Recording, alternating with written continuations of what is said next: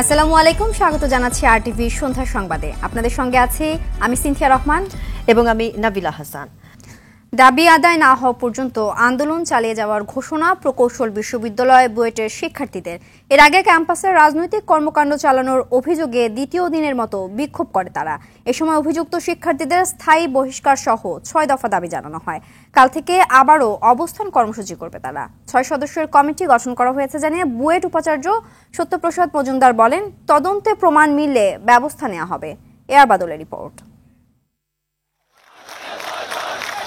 বুয়েট শিক্ষার্থীরা তাদের আন্দোলনের কারণ হিসেবে অভিযোগ করেন, গেল 28 মার্চ মধ্যরাতে ক্যাম্পাসে বহিরাগত অনুপ্রবেশ ঘটে এবং রাজনৈতিক সমাগম হয়। গত 28 মার্চ মধ্যরাতে ক্যাম্পাসে বহিরাগত অনুপ্রবেশে নিরাপত্তার অভাব বোধ করছি। শিক্ষার্থী আবরার ফাহাদ হত্যার পর বুয়েটে রাজনীতি নিষিদ্ধ করা হয়, কিন্তু 28 মার্চ রাজনৈতিক সমাগম হয়েছে দাবি করে তারা দায়ী শিক্ষার্থীদের বিরুদ্ধে ব্যবস্থা নেওয়া সহ শিক্ষার্থী কল্যাণ পরিচালকের পদত্যাগ দাবি করেন। 28 মার্চের মধ্যরাতে রাজনৈতিক সমাগমের মূল সংগঠক ইমতিয়াজ রাব্বি লিখিতভাবে ইমতিয়াজ রাব্বির স্থায়ী একাডেমিক বহিষ্কার নিশ্চিত করার দাবি জানাচ্ছি। আমরা দায়িত্ব পালনে ব্যর্থ এমন ডিএসডব্লিউ দ্রুততম সময়ের মধ্যে পদত্যাগ চাই। দাবির বাস্তবায়ন না হওয়া পর্যন্ত আমরা আন্দোলন চলমান রাখবো। সকাল 7টায় আজকের মতো আমরা সবাই শহীদ মিনারের সামনে জড়ো হয়ে যাব। এ বিষয়ে বুয়েট উপাচার্য বলেন, তদন্ত প্রতিবেদনের প্রেক্ষিতে ব্যবস্থা নেওয়া হবে। ডিএসডব্লিউ পদত্যাগ, সেটা পদত্যাগে এখন আমরা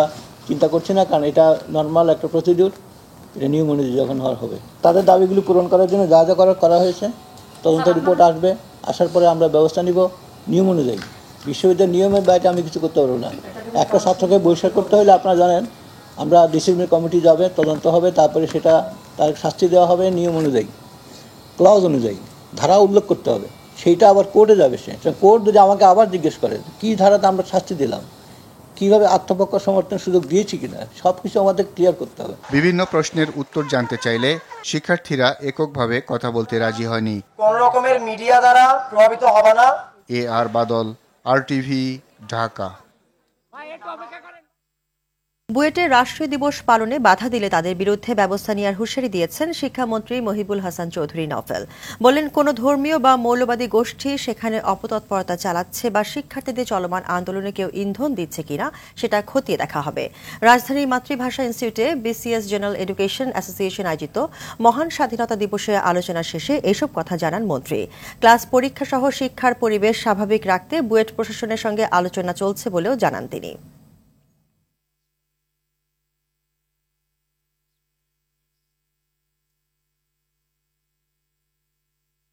প্রগতিশীল মুক্তবুদ্ধির চিন্তার কোনো সুযোগ না রাখার প্রচেষ্টা যদি কেউ করে, অবশ্যই সেটা তো ভালো কিছু নয়। কারা এগুলোকে প্রশ্রয় দিচ্ছে সেগুলো আমরা খতিয়ে দেখব।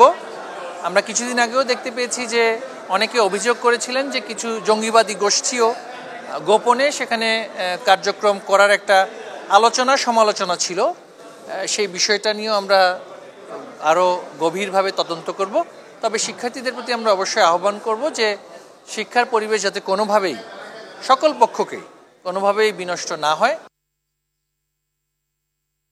৭১-এর মতো বিভিন্ন সংকটময় সময়ে বাংলাদেশের পাশে ভারত ছিল বলেই দেশটির বিরোধিতায় নেমেছে বিএনপি। একথা জানিয়ে আওয়ামী লীগ সাধারণ সম্পাদক ওবায়দুল কাদের বলেছেন, সবকিছু হারানো বিএনপির কিছু করার ক্ষমতা নেই, তাই এ নিয়ে দুশ্চিন্তারও কারণ নেই।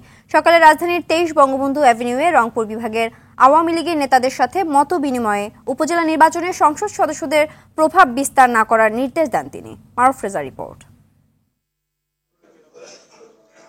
সাংগঠনিক প্রক্রিয়া অব্যাহত রাখার পাশাপাশি চলমান বিভিন্ন ইস্যুতে দলের করণীয় জানতে তৃণমূল নেতাদের সঙ্গে নিয়মিত সভা করছে কেন্দ্রীয় আওয়ামী লীগ। এবারে তাতে অংশ নিলেন রংপুর বিভাগের নেতৃবৃন্দ।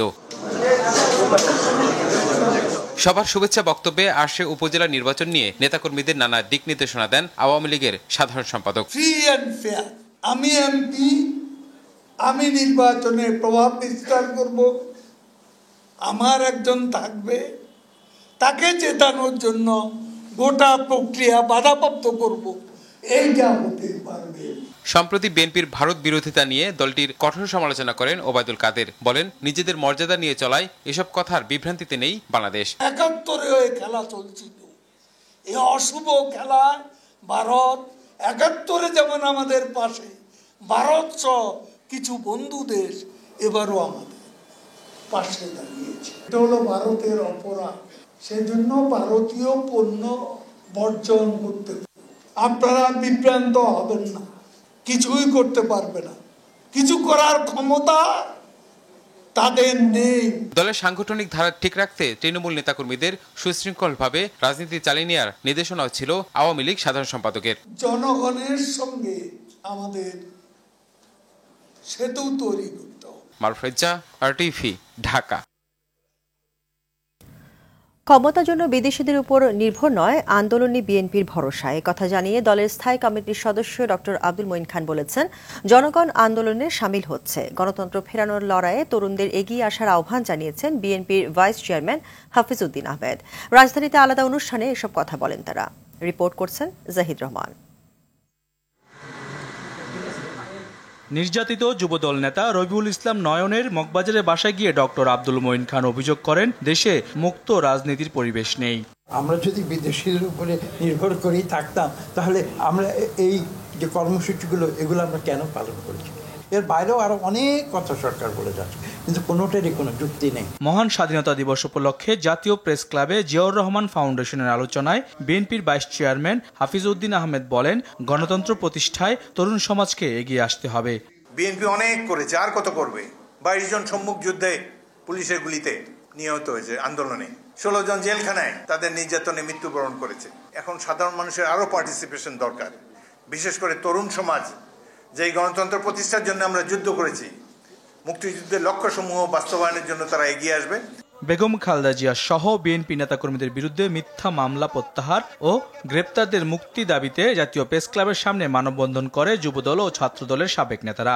সেখানে অংশ নিয়ে সরকারের সমালোচনা করেন রুহুল কবির রিজভী। ও আবার সুষ্ঠু নির্বাচনকে ভয় পায়, ও জনগণের ভোটারদের ভোটকে ভয় পায়, তাই তাকে একটা শক্ত খুঁটির সাথে বেঁধে থাকতে হয়। সেই শক্ত খুঁটি মনে করেন যে পার্শ্ববর্তী দেশ। ক্ষমতাসীনদের লুটপাটের কারণে দেশে এখন 3 মাসের আমদানি ব্যয় মেটানোর মতো টাকা নেই বলেও জানান রিজভী। জাহিদ রহমান, RTV, ঢাকা। শেষ হলো ট্রেনের অগ্রিম টিকিট বিক্রি। 7 দিনে মোট 2,25,000 টিকিট বিক্রি হয়েছে। এবার শতভাগ অনলাইনে বিক্রি করা স্টেশনগুলোতে ছিল না যাত্রীদের ভোগান্তি। এদিকে বাস কাউন্টারগুলোতেও দেখা যায় একই চিত্র। তবে পরিবহন মালিক সমিতির নেতারা বলছে, রাজধানীর প্রবেশপথে খানাকন্দ থাকায় সঠিক সময় বাস পৌঁছতে এবছর বিঘ্ন ঘটতে পারে। বিল্লাল হোসেনের রিপোর্ট, সহায়তা করেছেন বিপুল দেবরায়। দরজায় কড়া নাড়ছে ঈদ, নারীর টানে বাড়ি ফিরতে শুরু হয়েছে তোড়জোড়। তাই তো বাড়ি ফেরা নিশ্চিত করতে রেল আর বাসের অগ্রিম টিকিট সংগ্রহ করছেন ঘরমুখো মানুষ। শনিবার 9 এপ্রিলের টিকিট বিক্রির মধ্য দিয়ে শেষ হয় ট্রেনের অগ্রিম টিকিট বিক্রি। 7 দিনে মোট বিক্রি হয়েছে 2,25,000 টিকিট। কাউন্টার ফাঁকা থাকলেও অনলাইনে টিকিটের জন্য ছিল রীতিমতো যুদ্ধ। এবার পশ্চিমাঞ্চলের টিকিটের জন্য সর্বোচ্চ প্রায় 3 কোটি বার হিট হয়েছে।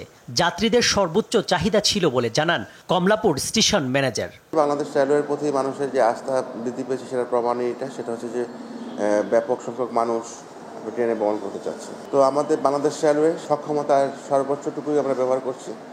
আশা করছি আমাদের সবটুকু সেবা দিয়ে এবার ঈদ যাত্রাকে সুন্দর এবং সাফল্যমণ্ডিত করে তুলব। এদিকে ঈদ ঘনিয়ে আসলেও বাসের আগাম টিকিটের জন্য কাউন্টারগুলোতে টিকিট প্রত্যাশীদের তেমন ভিড় নেই। তার এরকম ধাক্কাধাক্কি তেমন একটা হচ্ছে না, এখন খুব রিল্যাক্সে তারা টিকিট নিচ্ছে। ভিড়টা হয়তো হয়তো 1 সপ্তাহ পরে হতে পারে। এই মুহূর্তে কিন্তু অতটা ভিড়, অগ্রিম টিকিটের জন্য দিন হয়তো 5-10 জন আসে, এর বেশি আসে না। তবে রাস্তায় খানাখন্দ থাকায় রাজধানীর প্রবেশ ও বের হওয়ার মুখে যানজটের সংখ্যা রয়েছে বলে জানান এই নেতা। আমরা চিন্তা করতেছি যে নির্বিঘ্নে কেন পাঠাবো, নির্বিঘ্নে পাঠাতে রাস্তার সমতে থাকতে হইব। এই সায়দাবাদ থেকে গাড়ি বাইরেতে লাগবে এখন 3 ঘন্টা। আপনি যদি মানিকনগর থেকে স্টার্ট করেন যে কমলাপুর থেকে, তাহলে সায়দাবাদ ব্রিজ পর্যন্ত আজ 3 ঘন্টা লাগবে। আর নোয়াখালী চলে যে সিরাং চলে যেমন 3 ঘন্টায়। ওইদিকে আমরা ক্লিয়ার আছি, রোশন হাইওয়ে ক্লিয়ার রাখছে, কিন্তু এইখানে এসে আমরা জামে পড়ব। আমাদের ভয় এবং আতঙ্কের মধ্যে আছি যে আমরা গাড়ি ঠিকমতো পামো কিনা। সবকিছু ছাপিয়ে সবার উদ্যোগে ঈদ যাত্রা নিরবিচ্ছিন্ন ও আনন্দদায়ক হবে, এমনটাই প্রত্যাশা ঘরমুখো মানুষদের। বিল্লাল হোসেন, RTV, ঢাকা। উত্তরের জেলা ঠাকুরগাঁওকে শিশুশ্রম মুক্ত ঘোষণা করেছে এনজিও ভিত্তিক প্রতিষ্ঠান ইউএসডিও। দুপুরে রাজধানীর সাময়িক জাদুঘরে এক অনুষ্ঠানে সংগঠনের নির্বাহী পরিচালক শহীদুজ্জামান দেশে প্রথমবারের মতো স্থানীয়ভাবে শিশুশ্রম মুক্ত জেলা হিসেবে ঘোষণা করে ঠাকুরগাঁওকে। তিনি জানান, জেলার প্রতিটি এলাকায় গবেষণা করে এই ঘোষণা দেওয়া হয়েছে। জেলাটিতে ঝুঁকিপূর্ণ শিশু শ্রমিক হিসাবে 1192 জনকে চিহ্নিত করা হয়। পরে তাদের কারিগরি প্রশিক্ষণ দিয়ে কর্মসংস্থানের ব্যবস্থা সহ শিশুদের শিক্ষার ব্যবস্থাও করে এনজিওটি। এবার মানবাধিকার লঙ্ঘনের অভিযোগে হংকংয়ের ৩৯ কর্মকর্তার বিরুদ্ধে ভিসা নিষেধাজ্ঞা জারি করেছে যুক্তরাষ্ট্র। এই নিষেধাজ্ঞার আলোকে দ্রুত পদক্ষেপ নেওয়া হবে বলে জানিয়েছেন মার্কিন পররাষ্ট্রমন্ত্রী অ্যান্টনি ব্লিংকেন। গত নভেম্বরে চীনের পার্লামেন্টে আর্টিকেল 23 নামে জাতীয় নিরাপত্তা আইন পাশ করা হয়। আর এই আইন ব্যবহার করে হংকংয়ের কিছু সরকারি কর্মকর্তার বিরুদ্ধে সাধারণ মানুষের অধিকার এবং স্বাধীনতা হরণের অভিযোগ এসেছে ওয়াশিংটনের তরফ থেকে। তারই প্রতিক্রিয়ায় এই নিষেধাজ্ঞা যায় যুক্তরাষ্ট্র।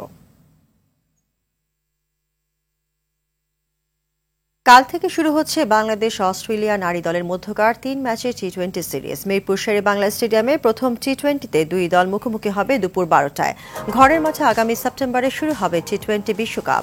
অজিতের বিপক্ষে এই সিরিজ দিয়ে ক্রিকেটের সীমিত ফরম্যাটের প্রস্তুতি সারতে চায় টাইগার্সরা। তবে বাংলাদেশকে হোয়াইট ওয়াশের স্বাদ দিয়ে ওয়ানডে সিরিজ নিজেদের করে অস্ট্রেলিয়ার মেয়েরা। টি-20তেও সেই ছন্দটা ধরে রাখতে চায় সফরকারীরা।